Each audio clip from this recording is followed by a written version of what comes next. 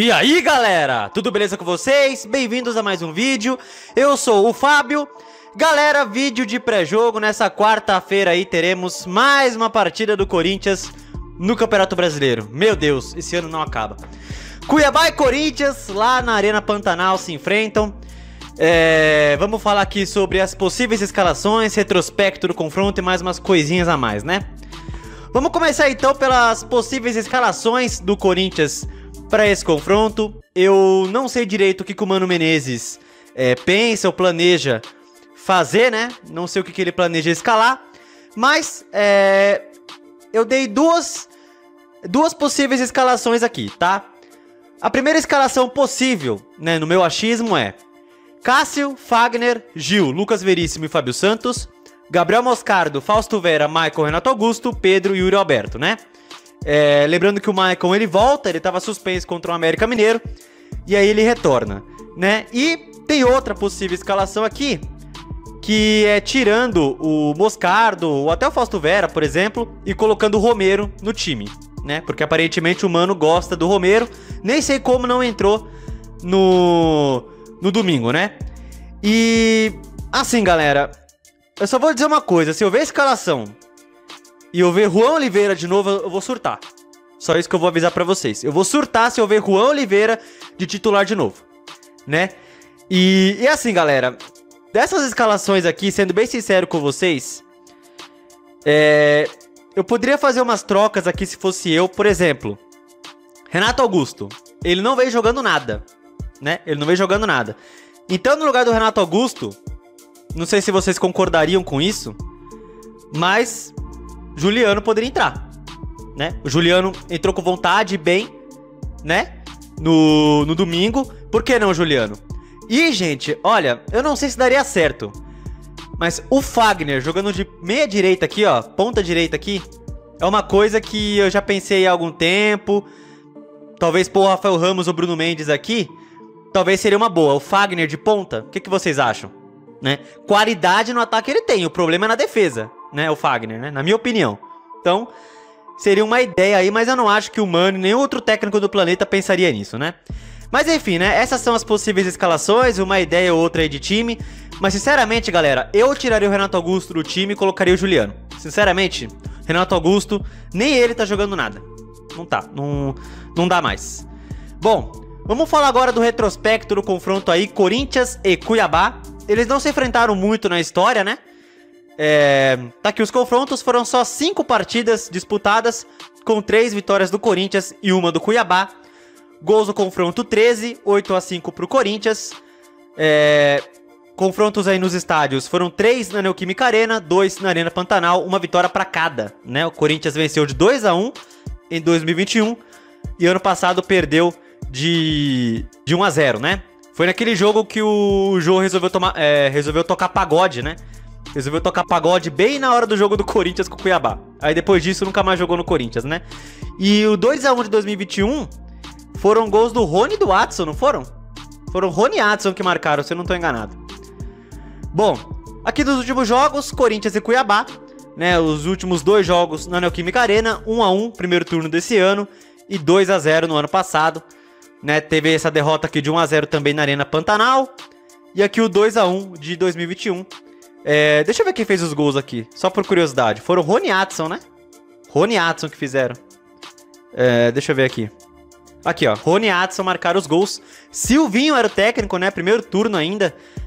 Naquela altura os reforços lá que o Duílio trouxe, o William, Renato Augusto, Roger Guedes, o Juliano nem tinha chegado. E o Corinthians venceu por 2-1, né? Nem tinha público esse jogo. Era a época de pandemia, né? Bom, galera, vamos mostrar aqui a classificação no Campeonato Brasileiro. Não é uma coisa que eu gostaria de mostrar, mas fazer o quê, né? Corinthians atualmente ocupa a 15ª posição, 33 pontos. Estamos a 3 da zona de rebaixamento, né?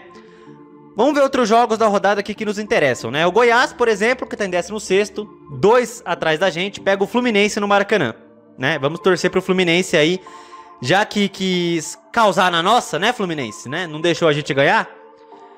Vence o Goiás pelo menos, né? Né, Fluminense? Pelo menos vence o Goiás. Porque olha, se o Fluminense perder pro Goiás, gente, Vocês não têm noção o quanto eu vou torcer pro Boca na final da Libertadores. E olha que eu odeio o argentino. Eu odeio o argentino. Mas se o Fluminense não ganhar do Goiás, eu vou torcer muito pro Boca na final. Só de raiva. Deixa eu ver aqui. Outros jogos que nos interessam. Cruzeiro e Bahia, olha que confronto interessante no Mineirão, né? Eles estão empatados aí com 34 pontos. É difícil escolher, né, qual time que deve vencer esse jogo, né?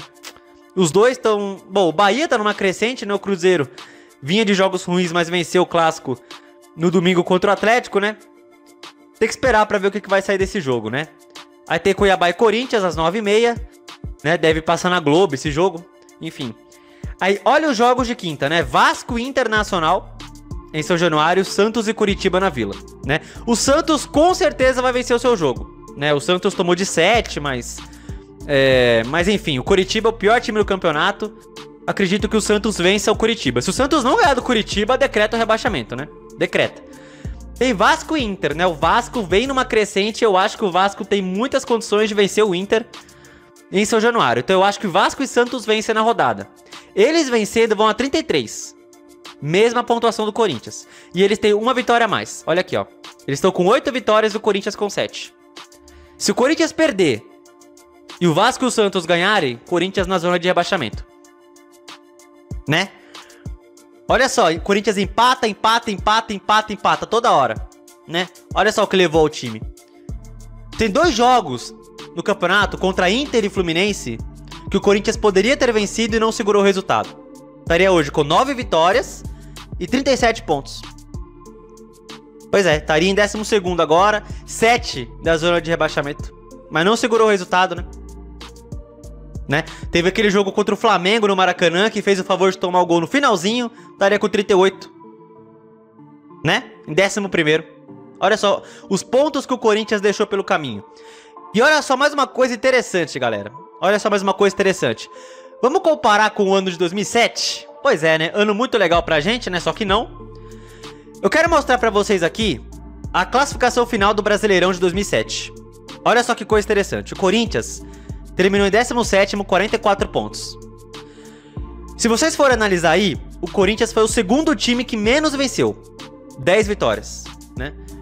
O time que menos venceu foi o América de Natal, né? Naquele ano, 4 vitórias, né? Olha só que coisa. E naquele ano, o Corinthians, como vocês reparem aí, foi o rei dos empates, 14. O Corinthians foi o time que mais empatou naquele campeonato, 14, né? Acabou rebaixado por causa disso, 14 empates. Nenhum time empatou mais que o Corinthians aqui. Agora, olhem só a coincidência do Brasileirão desse ano. Primeiro, o Corinthians. Os times que venceram menos que o Corinthians, Coritiba e o América Mineiro, né? Coritiba 5 vitórias, o América 4, né?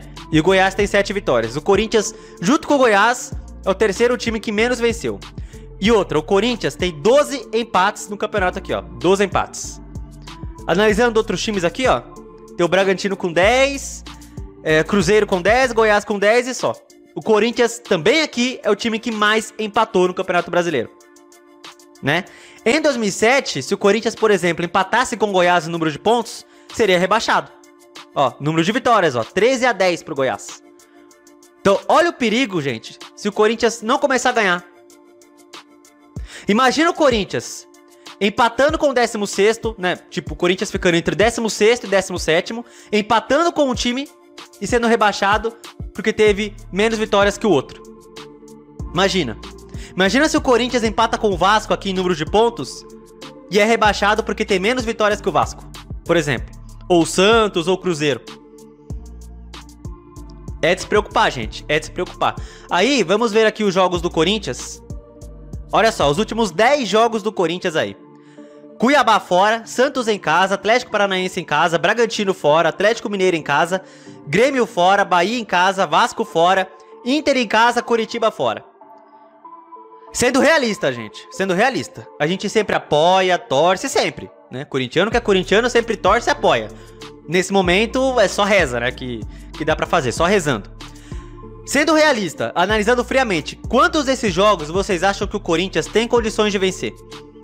Com esse futebolzinho mequetrefe que vem apresentando. Como eu falei, é de se preocupar, né? Talvez ganhe do Santos, talvez do Bahia. Talvez até do Coritiba na última rodada, né? Esse jogo contra o Bragantino aqui eu já conto como derrota. Infelizmente, o Bragantino vem batendo em todo mundo. Jogo contra o Grêmio aqui difícil pra caramba. Então, assim, gente. Aí o Atlético Paranaense em casa, olha aqui, ó. O Atlético Paranaense ganhou do Grêmio fora, empatou com o Botafogo também fora recentemente. Pra mim, o adversário mais difícil é que o Corinthians vai pegar em casa na reta final. Então é preocupante, gente. É muito preocupante. Eu tô muito preocupado, angustiado. Não sou o único, claro. Mas olha, eu vou falar uma coisa pra vocês, gente. Pra mim, se o Corinthians não ganhar do Cuiabá e do Santos, não ganhar, pra mim, cara, pra escapar só um milagre. Nessa semana aqui, nesses jogos contra Cuiabá e Santos, pra mim o mínimo que o Corinthians deve fazer, no mínimo, 4 pontos. No mínimo, 4 pontos. Empata um e vence o outro. No mínimo. Entendeu?